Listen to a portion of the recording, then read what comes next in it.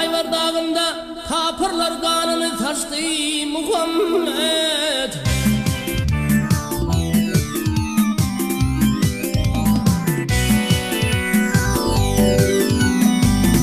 Lekla herde tekval Kabil şehrinde cipa çekip dini açtı Muhammed. Peygamberimiz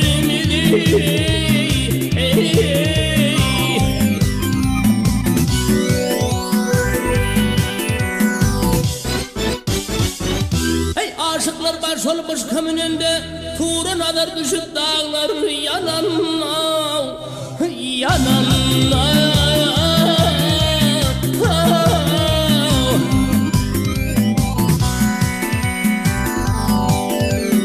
ya bırak gökten gelip yere eğlendi ref arşa uçtu Muhammed Peygamberini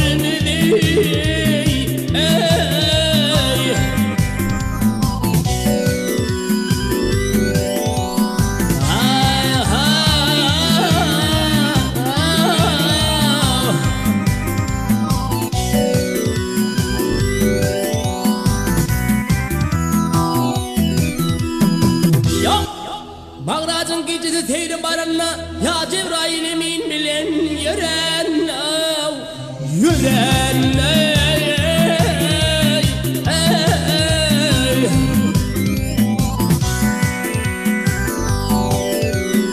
ya Bekiş kapısında gelip duranla Bismillah deyip bir şey açtı Muhammed Peygamberimiz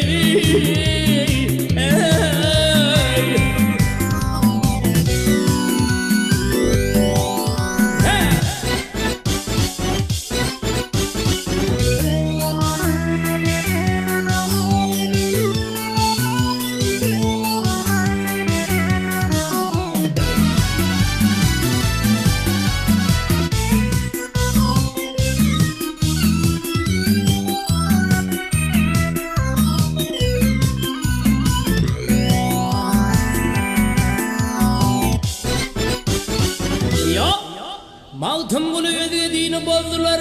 Aklayıp şehir geldiler